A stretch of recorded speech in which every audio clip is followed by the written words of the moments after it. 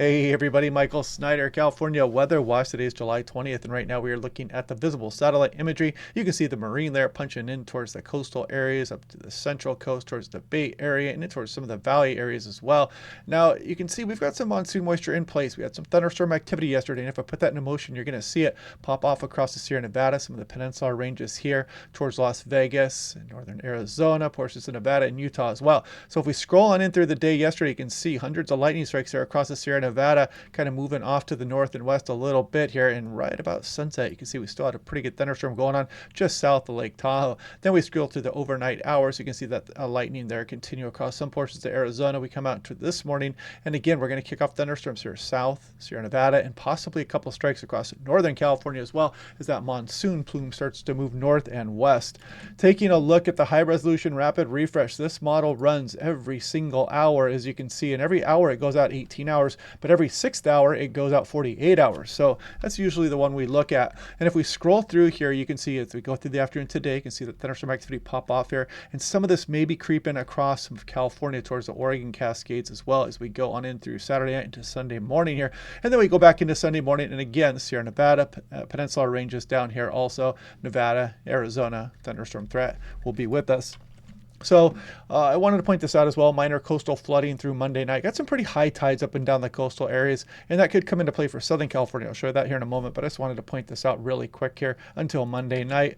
This is the current hazards in effect right now. We do have some excessive heat warnings and heat advisories in place, mainly Southern California and some of the valley areas out towards Las Vegas, some of western Arizona, and of course the deserts.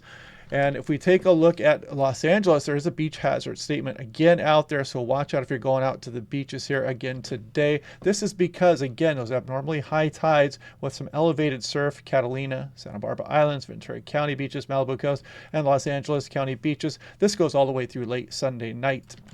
Now, taking a look at San Diego National Weather Service. Check it out. San Diego, 80 degrees. Nice and comfortable along the coastal areas. So, again, you can get out of the heat there. That is if you're mobile enough and you want to take that, you take that journey out to the coastal areas. But that's not an option for a lot of people. And you can see, again, we're warming up pretty nicely here. Look at Palm Springs, 117 degrees. Thermal, 114. San Bernardino, 103. Riverside, 100. Temecula, 97. Ontario, 101. Victorville, 105. There's Means Lake checking in at 110 degrees. Big Bear, a little bit cooler there. Get up in the higher terrain, 86 degrees. Here's the high Sunday here, something similar, and then Monday as well. Now, if we take a look at Hanford National Weather Service, they are calling the attention to that thunderstorm activity here across the Sierra Nevada and on in through Nevada as well.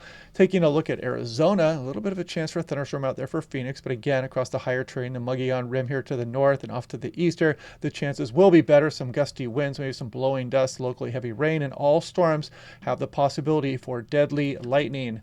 Seems to catch people and kill people every single year. You don't be the unlucky one out there. So take precautions.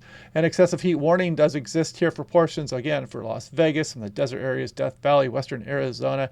You guys know what to do. Kind of avoid that heat during the afternoon hours and stay hydrated.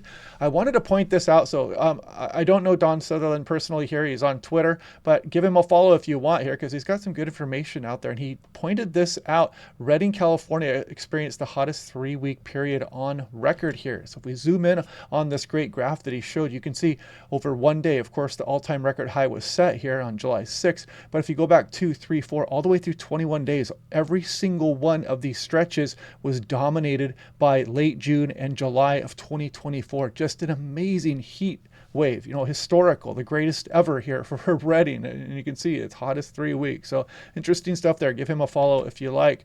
Taking a look here at Bakersfield. Let me update this actually really quick here. We have to go to preliminary monthly data in Bakersfield. I've been showing this yesterday, 103 degrees, a little bit above average there. We've only had 2 days with below 100 degree temperatures. No precipitation so far this month. Now, if we take a look at that thunderstorm here officially on the Severe Prediction Center, again across the Sierra Nevada, up towards northern California here, and this could have some fire start activity here with it as well as that moves up into Oregon. This is for day 2. You can see the Sierra Nevada yet again for Sunday.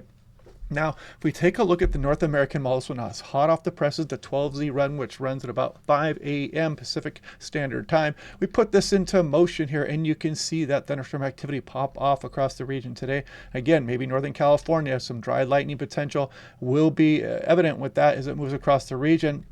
And then we go on in towards Sunday. You see it pop off again here across some southern Oregon, extreme northeast California, Sierra Nevada, and portions of Nevada.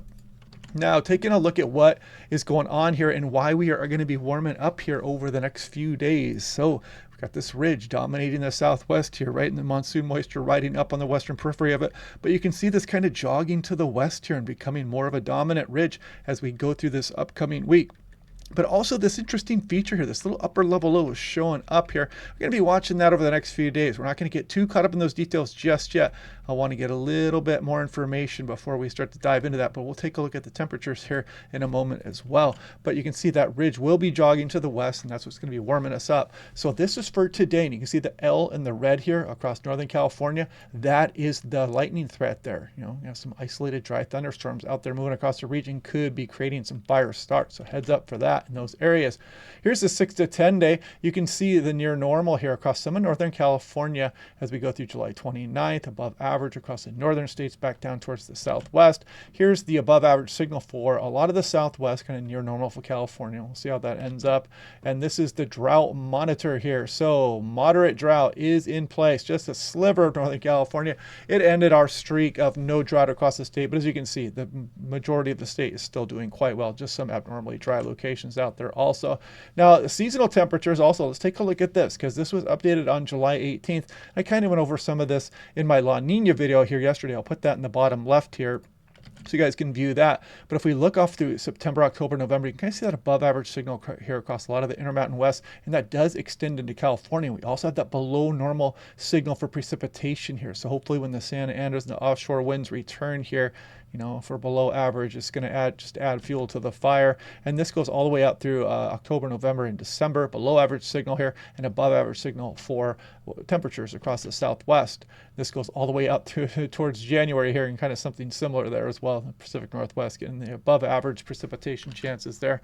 But anyway, yeah, watch out for the high tides along the coast. Watch out for that increased surf across Southern California if you're headed out towards the beaches. And watch out for the thunderstorms. And again, some dry lightning starts are possible across Northern California today and tomorrow. Sierra Nevadas are going to have some thunderstorm activity yet again. So anyway, I hope you guys are liking these videos. Check out that La Nina video down there. I'm going to try to link it here on the bottom left. Click like and subscribe, and I will talk to you guys tomorrow.